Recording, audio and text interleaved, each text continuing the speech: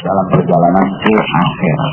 Jadikan sarana pendukung untuk mensukseskan perjalananmu menuju tanah airmu di sana, yaitu di akhirat. Ya, sebagai sarana dunia itu. Ya, bukan berarti kalau menjadikan dunia sebagai sarana itu maknanya ialah harus fakir. Tidak, itu pengertian yang bid'ah, kata Syekhul Islam Ibnu Taimiyah. Memahami hadis-hadis ini bahwa kita harus fakir. Tidak, itu pengertian bid'ah, kata beliau. Di dalam Majmu' Fatawa jilid ke-11 dalam bab at-tasawuf, Syekhul Islam Ibnu Taimiyah menyatakan barang siapa yang mengartikan zuhud itu ialah fakir, kefakiran, itu adalah bid'ah, dia telah berbuat bid'ah. Jadi apa boleh dengan pengertian ini orang untuk menjadi kaya? Kata Syekhul Islam Ibnu Taimiyah bahwa di kalangan sahabat ada orang-orang kaya yang kita pertanyakan, kata Syekh, siapakah yang dari kita ini lebih zuhud daripada Utsman bin Affan yang kaya raya itu? Siapakah dari kita yang lebih zuhud dari Abdurrahman bin Auf yang kaya raya itu? Jadi mungkin kaya, tetapi kekayaan itu sekali lagi untuk mendukung sarana dan prasarana guna menempuh atau mensukseskan perjalanan menuju akhirat. Kalau tidak, itu akan menjadi fitnatul dunia, fitnatul mahya, fitnah kehidupan. Bagaimana fitnatul mahya? Menjadi orang yang hubbud dunia, cinta dunia. Akibatnya wa karahiyatul maut, takut mati, menjadi penakut. Ya, karena penakut maka diinjak-injak kehormatannya, kehormatan agamanya oleh musuh-musuh Allah. Tenang saja, yang penting dunianya tidak diganggu. Ini namanya fitnatul mahya, fitnah kehidupan. Ya, kita berlindung kepada Allah dari itu. Ya, nah, jadi bagaimana orang itu selamat dari hubbud dunia? Ya, karena itu adalah penyakit wahyu. Hubbud dunia itu ada yang boleh, ada yang tidak boleh. Ada yang boleh, iya, ada yang boleh. Hubbud dunia ada yang fitrah. Memang manusia dijadikan fitrahnya itu apa? Apa dalam firman Allah? Apa namanya? La ilaha illallah. Saya lupa ayatnya.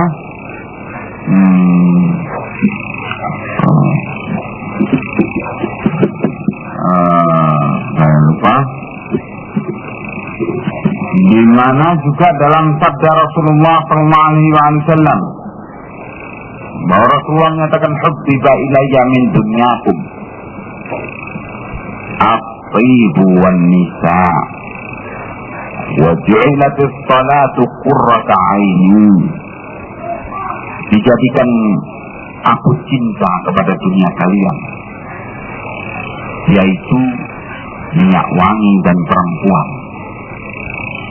Nabi adalah seorang pria yang senang dengan minyak wangi dan senang dengan perempuan, tentunya dengan cara yang halal,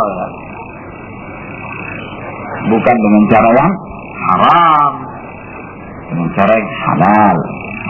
Ya, ini fitrah. Pria senang perempuan, senang pria, itu fitrah. Ya. Dan minyak wangi. Nah, Nabi senang dengan minyak wangi, berwangi-wangi. Ya.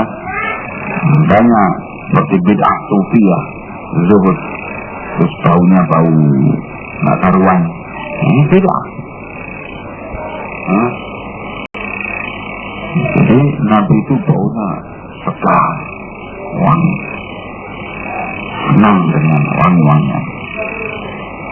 Ya. Nah, dan Allah jadikan salat itu, kata Nabi, sebagai qurrata aini, sebagai penghibur hatiku. Ya, ya. Jadi,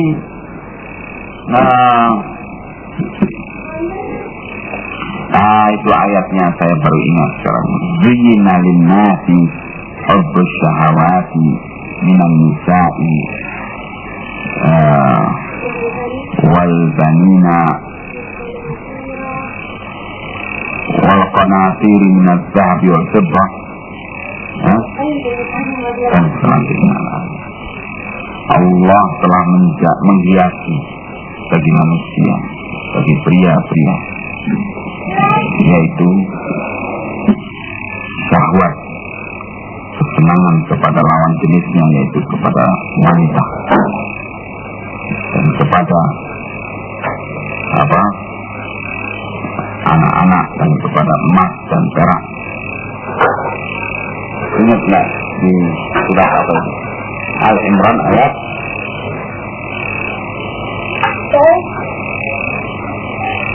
14. Coba kamu baca.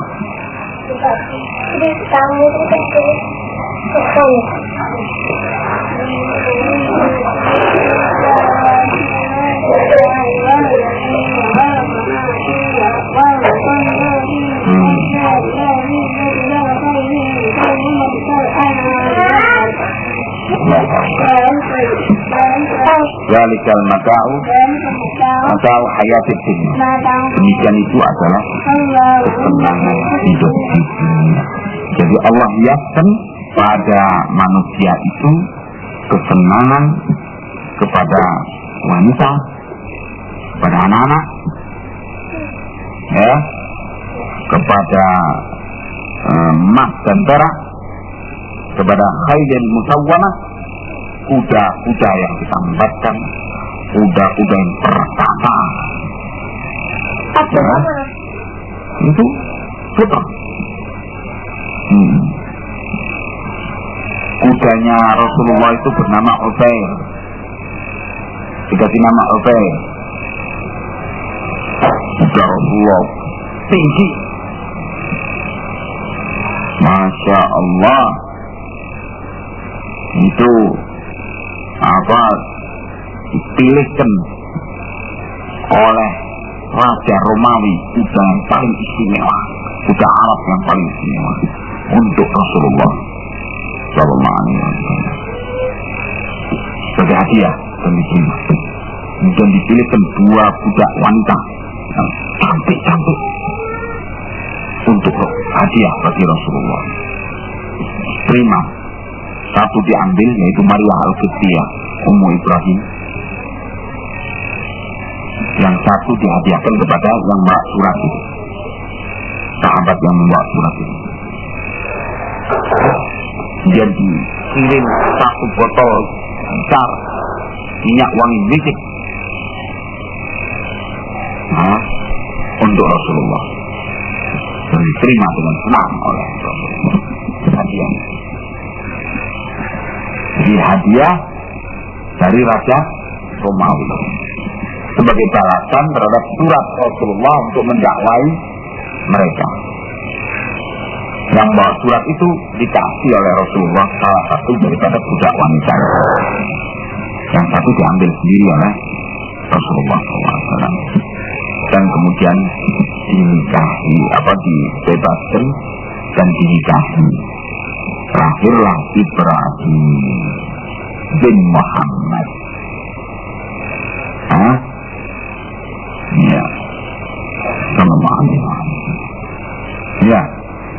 Jadi fitnatul mahya itu tidak berarti semata-mata kekayaan, tidak.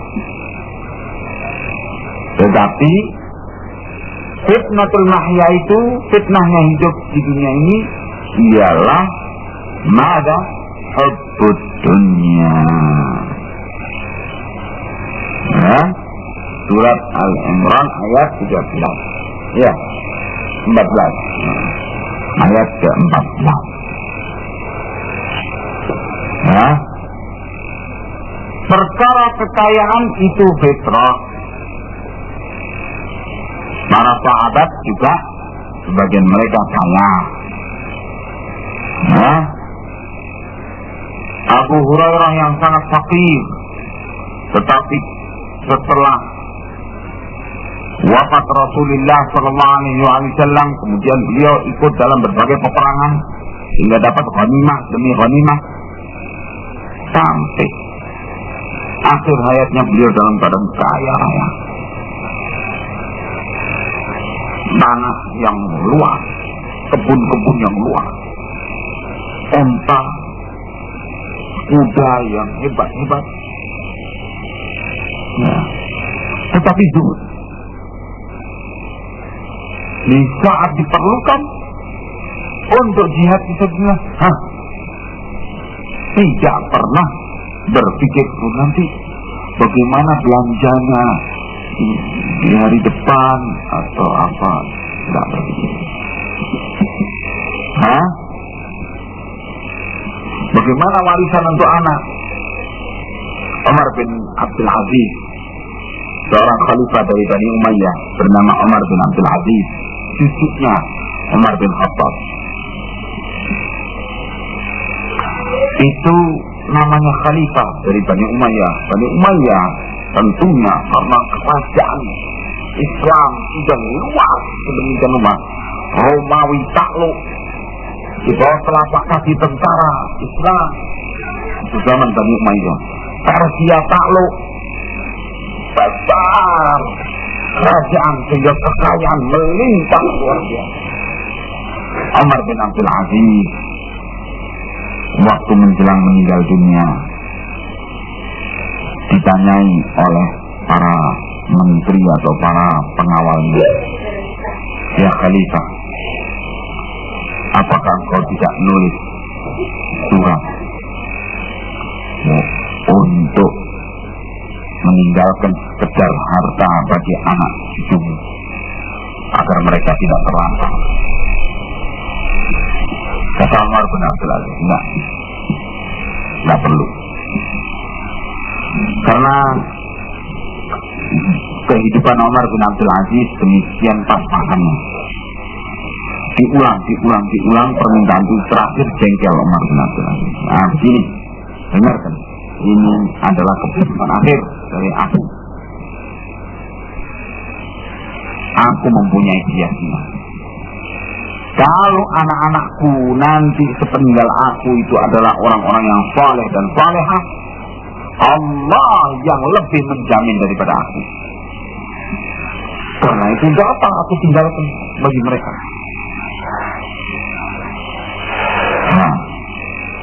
Tetapi kalau anak-anakku sepeninggal aku itu adalah orang-orang yang durhaka kepada Allah, haram aku tinggalkan bagi mereka warisan walaupun 1 dirham. Begitu. Ini pandangan seorang yang zuhud terhadap dunia demikian. Ya, Masya Allah. Dalam keadaan hidupnya di istana, dalam keadaan ya fasilitas sebagai khalifah tentunya, tidak mau meninggalkan satu pun bagi anak-anaknya fasilitas mewah.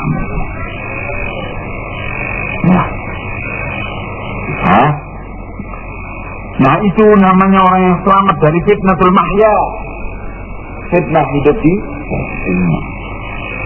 Dan sekali lagi inilah namanya fiqhud doa. Nah,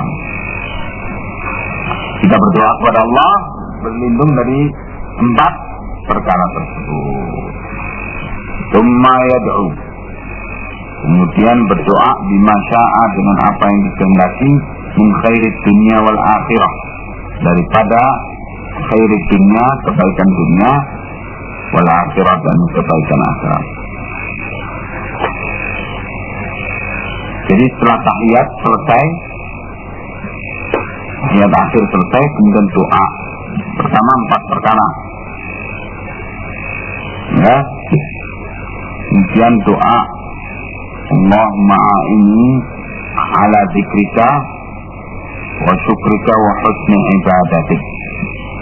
Allahumma a'inni ala dzikrika wa syukrika wa husni ibadatik. A'inni, ya Allah, bantulah aku untuk selalu mengingat Engkau. Bantulah aku untuk selalu mengingat Engkau dan bersyukur kepadamu, bersyukur dan bersyukur kepadamu. Wahusni ibadah, dan beribadah kepadamu dengan sebaik-baik. Ini termasuk doa sebelum salam, setelah tahiyat akhir. Jangan dengan bahasa lisan. Kalau masih bahasa lisan di dalam hati, ya, di dalam hati.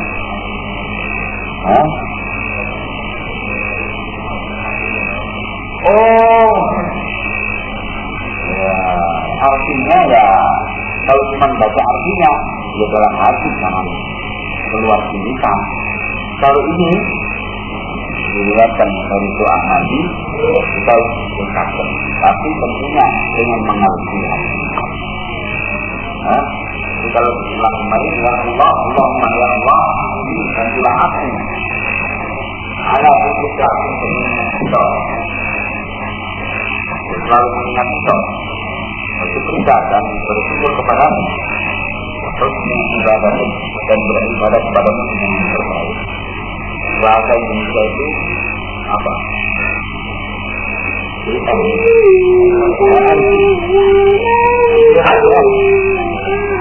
Bagaimana? Kadang-kadang diterangkan berbahasa, kadang-kadang diterangkan. Tapi keumumannya,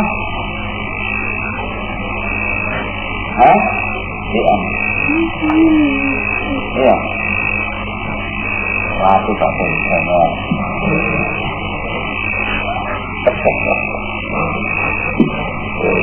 Tak lulus juga bisa. Iya. Kalau bahasa Arab sebaliknya, MC. Sehingga pengertian sering harus dibalik. Seperti waktu ibadah. Dan beribadah kepadamu dengan yang terbaik. Balik.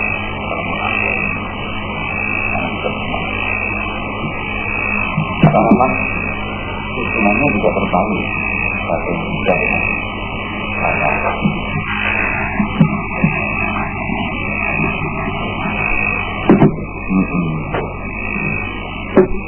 Iya. Dan doa yang lain, kebaikan dunia dan akhirat. Gak hafal, ya sudah, kamu doa dengan bahasa Indonesia, tapi di dalam hati. Ya, jangan sampai terucap oleh lisan. Jangan sampai terucap oleh lisan.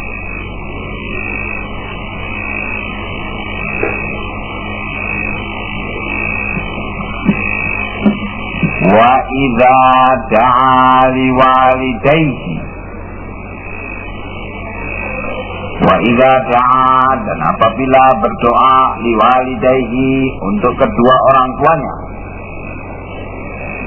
au ghairihima, atau yang selain keduanya, berdoa untuk selain kedua orang tua, minal muslimina, dari kaum muslimin, doa dengan kebaikan tentunya, fala ba'sa, maka tidak mengapa.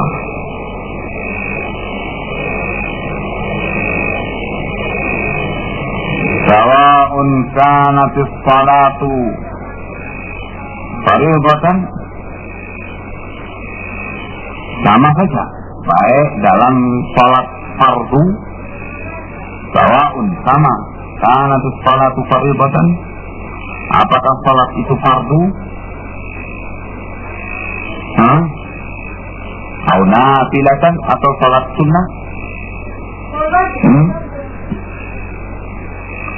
Summa, kemudian setelah puas dengan doa, kemudian yusallimu, bersalam an yaminihi, ke sebelah kanan, wa shimalihi, dan ke sebelah kiri.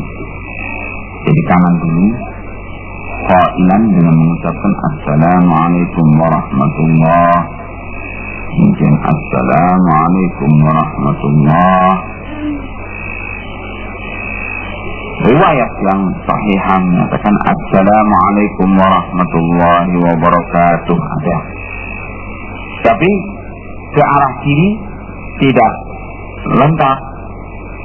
Assalamualaikum warahmatullahi. Jadi ke kanan assalamualaikum warahmatullahi wabarakatuh. Ke kiri assalamualaikum warahmatullahi. Sampai situ. Ya. Atau assalamualaikum warahmatullahi, assalamualaikum warahmatullahi, sama.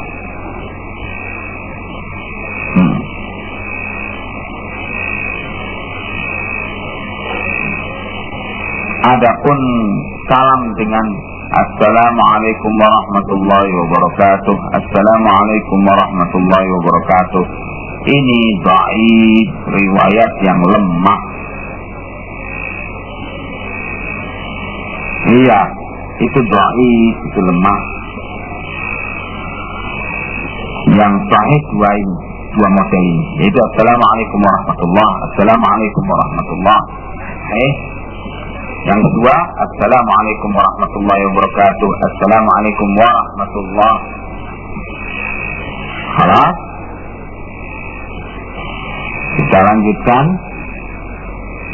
Jadi dua tempat yang kita berdoa pada waktu sholat, yaitu ketika sujud dan ketika tahiyat akhir menjelang salam. Setelah tahiyat akhir menjelang salam, sebelum salam. Itu dua tempat dalam salat untuk berdoa dengan apa yang kita maukan.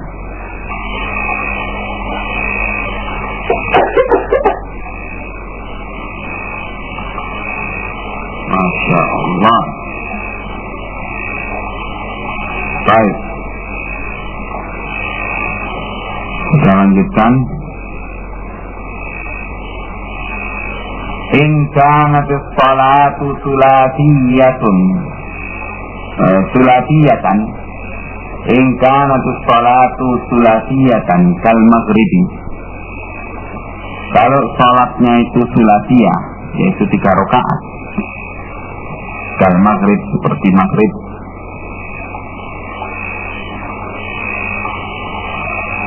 au rubaiyatan, atau yang 4 rakaat, kabduhri wal asri wal isya'i, seperti zuhur, asar, dan isya'.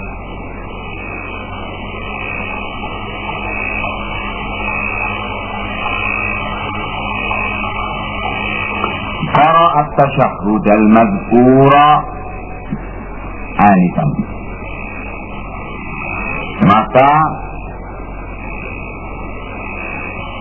membaca doa tasyahud al-madhkura anifan, yang disebut baru saja, tahiyat kedua itu namanya jalsatul tawarruk. Kita lihat alinea terakhir itu. Halaman 9. Lakin akan tetapi yakunu bahwa keadaan di hadzal julusi di duduk yang ini yaitu duduk tahiyat terakhir, tahiyat kedua, mutawarrikan dalam bentuk mutawarrikan, tawarruk. Bagaimana mutawarrikan itu? Jelaskan oleh beliau, wadi'an rijlahul yusra, meletakkan kaki kirinya tahta rijlihil yumna, di bawah kaki kanannya. Wa maq'adatuhu 'alal ardi, wa maq'adatuhu dan tempat duduknya itu 'alal ardi, di lantai, di bumi. Nasiban rijlahul yumna, dengan menegakkan telapak kaki kanan, ya, dengan menegakkan telapak kaki kanan. Coba. Tawarruk. Ya. Menegakkan kaki kiri di bawah kaki kanan.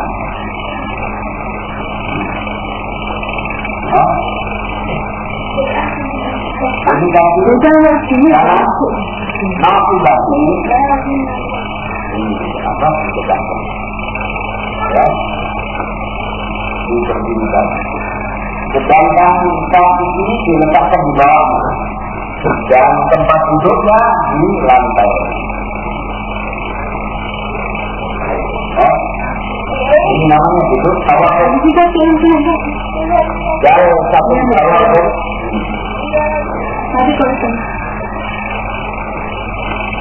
Paham ya?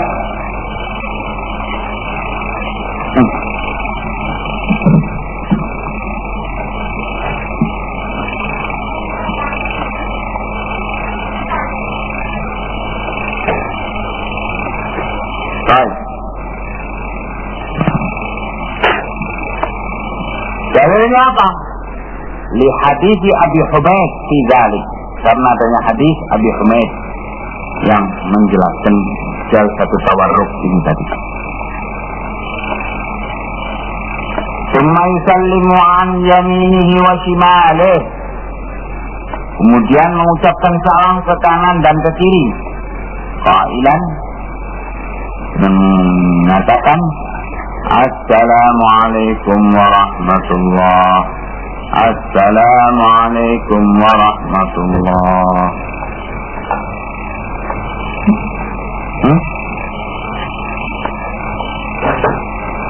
Halaman 10. Ya.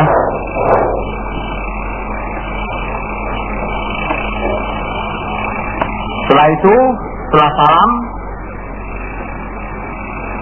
mengucapkan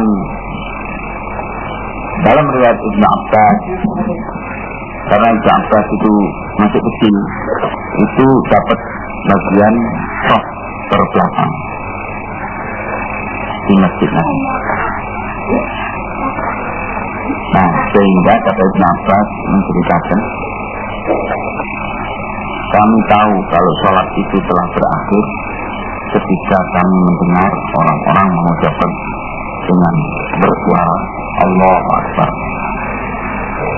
Dari riwayat Ibnu Abbas ini, maka termasuk daripada tuntunan, dan riwayat ini ada di dalam Sahih Muslim juga, tuntunan habis salam salat mengucapkan Allahu Akbar dengan bersuara. Silakan dengan bersuara, semuanya baik imam maupun makmum. Allahu Akbar, Allahu Akbar, Allahu Akbar, Allahu Akbar 3 kali. Kemudian wa yastaghfirullah 3, astagfirullah, astagfirullah, astagfirullah. 3 kali. Kemudian wa yaqul, ucapkan pula, Allahumma antas salam wa minkas salam, tabarakta ya dzal jalali wal ikram. La ilaha illallah wahdahu la syarika lah. Lahul mulku wa lahul hamdu wa huwa ala kulli syai'in qadir. Allahumma la mani'a lima a'taita wa la mu'ti lima mana'ta. Wa la yanfa'u dzal jaddi minkal jadd. La haula wa la quwwata illa billah. La ilaha illallah wa la na'budu illa iyyah. Lahul ni'matu wa lahul fadlu wa lahut tsana'ul hasan. La ilaha illallah mukhlishina lahud din walau karihal kafirun. Ucapan setelah istighfar 3 kali dan sebelumnya setelah takbir 3 kali.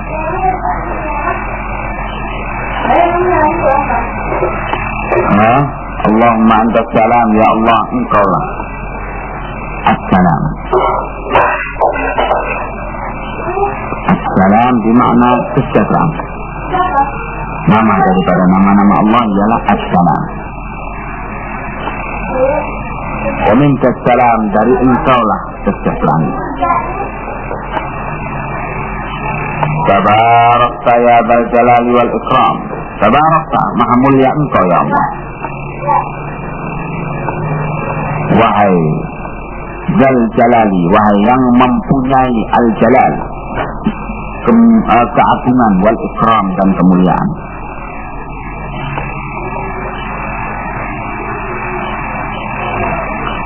La ilaha illallah, tidak ada sembahan yang benar kecuali Allah.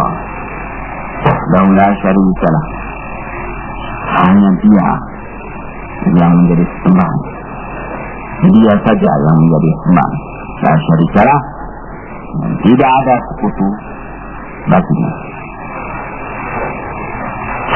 Lahul mulku, baginya lah kerajaan, pemilikan.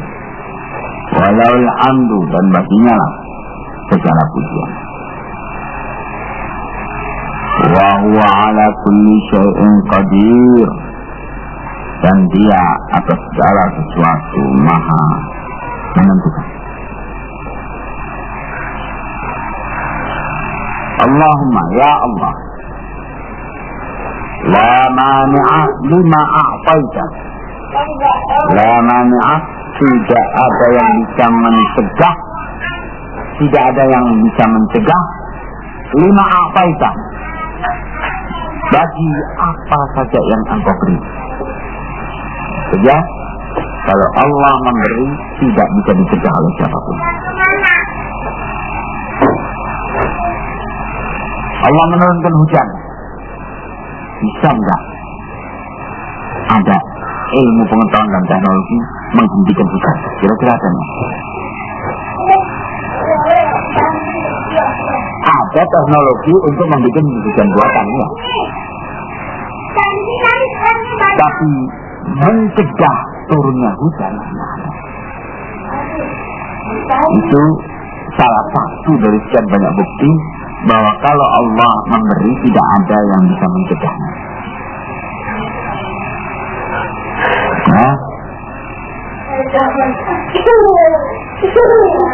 Wala mu'ti lima mana'ata. La mu'ti, tidak ada yang bisa memberi lima mana'ata, bagi siapa yang Engkau cegah, Engkau tidak beri. Hujan buatan pun itu hanya sebatas tertentu. Kalau Allah menentukan masa kering panjang, itu satu-satu teknologi dunia. Di Amerika Serikat Pasifik panjang, di Australia, di Eropa, sampai mati di kaki. para peternak sapi, para peternak kambing pada membunuh ternak. Karena tidak ada hujan sehingga rumput tidak tumbuh, sehingga tidak ada makanan bagi mereka. Ayo, bisa enggak kamu memberi yang Allah tidak berikan? Tidak ada yang bisa memberi siapa yang tidak diberi oleh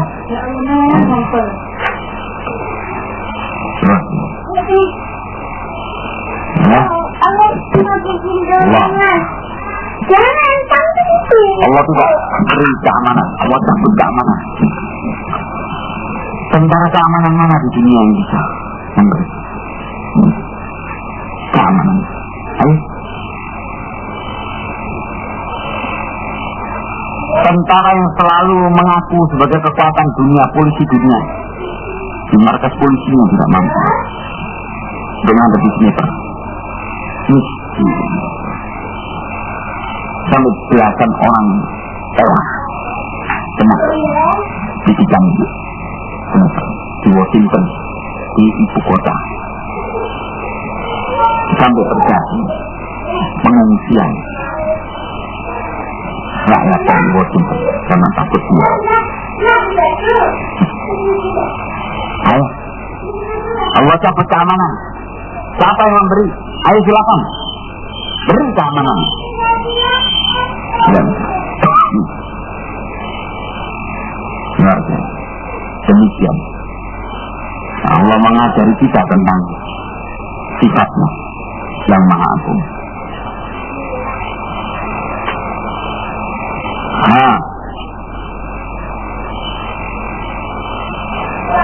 Wala yanfa'u dzal jaddi minkal jadd. Tidak akan bermanfaat orang yang mempunyai kemuliaan. Tidak akan bermanfaat di hadapan Engkau ya Allah. Minkal jadd, hanya dari Engkau sesungguhnya kemuliaan. Orang yang dilulukan, orang yang dimuliakan ketika berhadapan di hadapan Allah. Sakit menjelang mati. Rasulullah menyatakan likulli da'in dawa illa syam, kecuali sakit menjelang mati.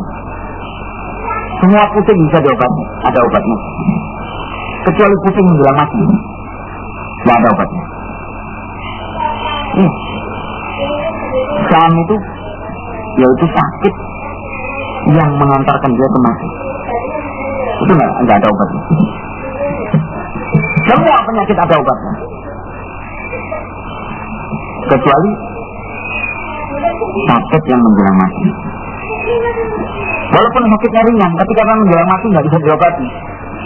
Batuk rata-rata kan ringan, tapi batuk menjelang mati nggak bisa.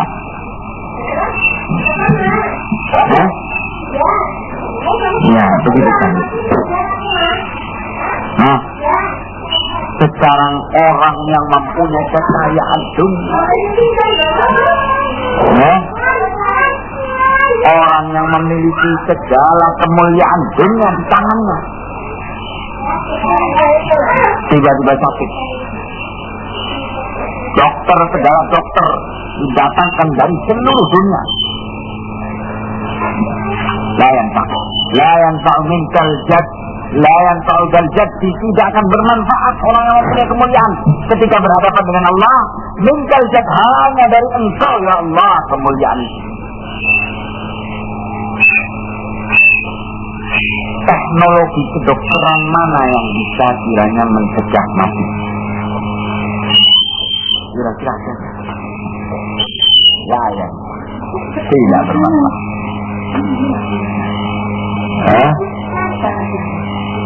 Dokternya juga mati. Ya. Minkal jadd, hanya dari Engkau ya Allah kemuliaan. La haula wala quwwata illa billah. Tidak ada daya upaya, tidak ada kekuatan kecuali dengan pertolongan Allah. Sungguh benar, tidak ada daya. Tidak ada kekuatan kecuali dengan pertolongan Allah. La ilaha illallah,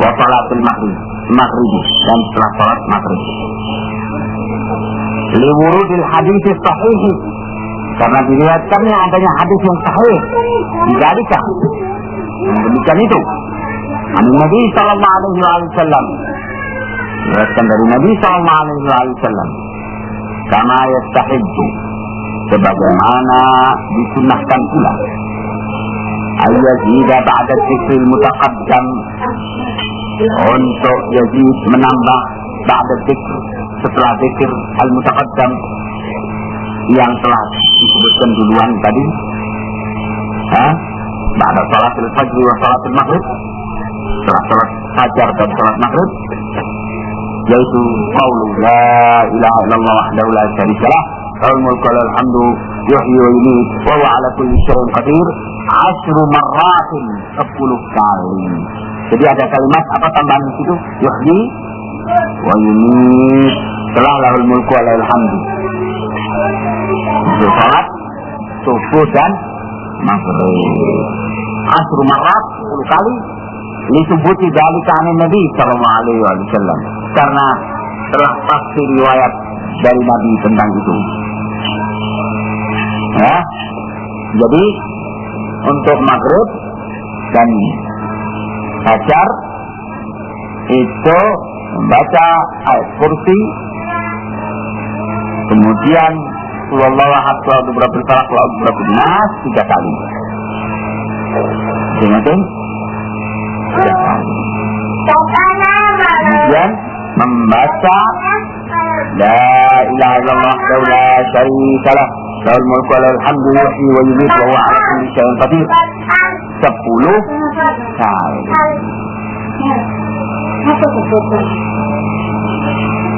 Nah, paham ya? Perhatikan ini. Kata Nabi, barang siapa yang berzikir terus rasa wajib 5 waktu, subhanallah, subhanallah, subhanallah 33 kali, alhamdulillah, alhamdulillah, alhamdulillah 33 kali, Allahu akbar, Allahu akbar, Allahu akbar 33 kali, ditutup dengan la ilaha illallah wahdahu la syarika lah, lahul mulku wa lahul hamdu wa huwa ala kulli syai'in qadir 100. Barang siapa yang berpikir demikian, maka Allah ampuni dosa-dosanya, walaupun dosa-dosanya itu sebanyak buih di lautan. Pengampunan dosa. Barang siapa yang selalu membaca ayat kursi, Qul huwallahu ahad, qul a'udzu birabbil falaq, setiap selesai salat 5 waktu, maka Allah akan bangunkan istana di surganya. Tidak sembarangan. Ini nasib kita, menyangkut masa depan kita di akhirat. Karena itu pegangilah kebiasaan berpikir terus. Ya. Nah,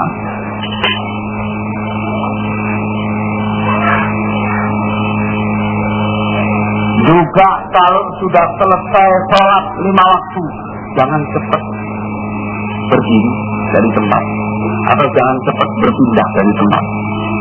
Selesai salam, dan jangan cepat berbicara. Kalau tidak ada satu keperluan sangat, jangan selesai tertib. Karena kata Nabi, para malaikat itu mendoakan orang yang sholat jamaah di masjid setelah salam, itu didoakan oleh para malaikat sampai orang itu berbicara atau pindah dari tempat itu. Setelah salam, Assalamualaikum warahmatullahi wabarakatuh, Assalamualaikum warahmatullahi wabarakatuh.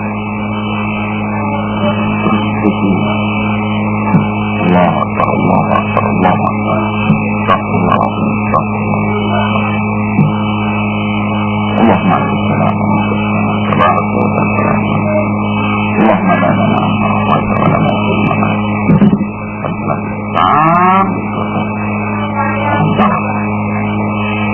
inginkan nanti, dan jangan berpindah dari posisimu. Karena selama kamu tidak pindah dari posisimu dan tidak berbicara, terus para malaikat itu mendoakan bagi kamu.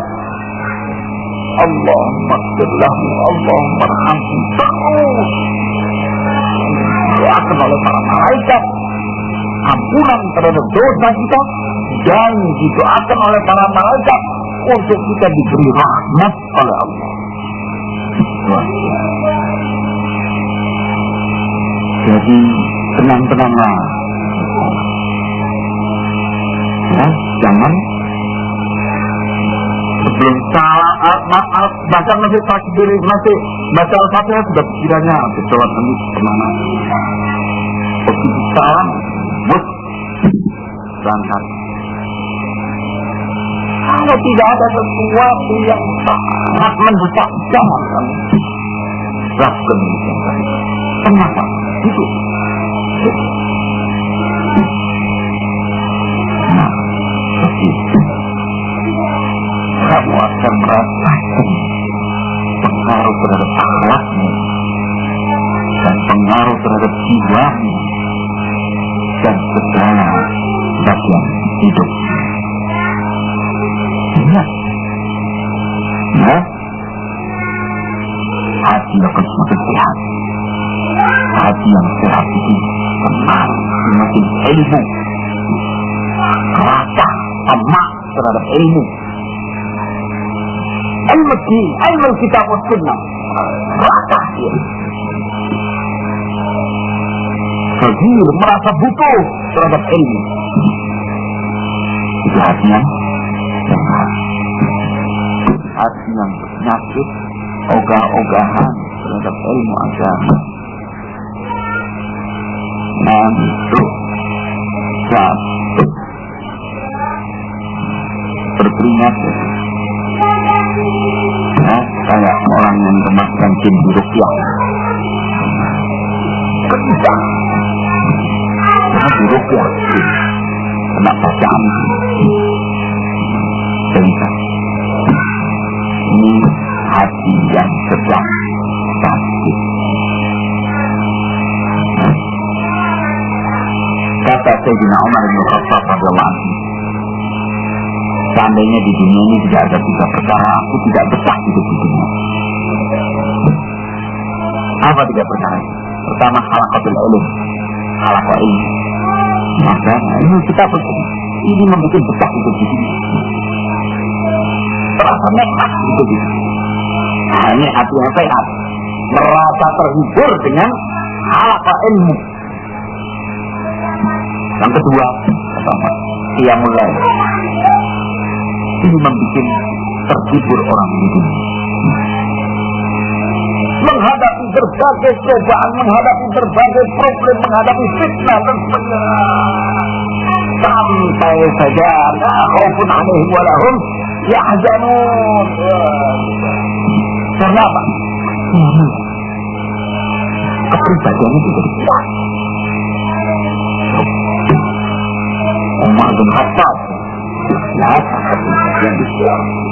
Al-Faruq, setan aja lari. Iya, Nabi itu diperlihatkan oleh Allah. Iya, setan itu kalau dan Umar jalan di satu lorong, ambil lorong lain. Katanya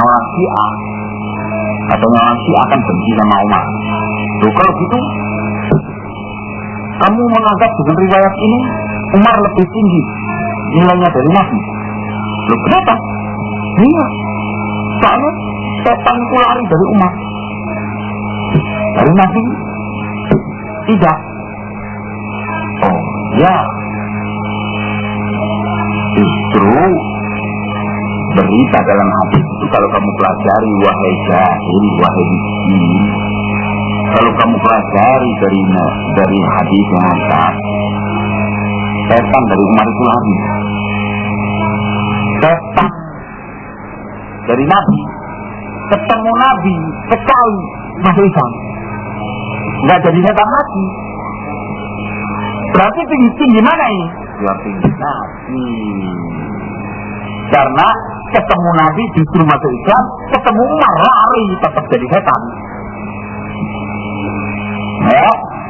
Ya jelas tinggi Nabi. Dua-duanya riwayat ini sebutkan. Kata Nabi ketika masuk ke rumah Aisyah, lihat Aisyah itu cemberut. Nabi ini cemburu. Dari Nabi baru datang dari istri yang lain, lihat Aisyah cemberut. Katanya Nabi, wahai Aisyah, apakah setanmu datang kepada kamu? Aisyah penasaran dengan pernyataan Nabi. Ya Rasulullah, apakah pada diri kita ini ada setan? Ada setan? Ya, setiap orang ada setan pada dirinya.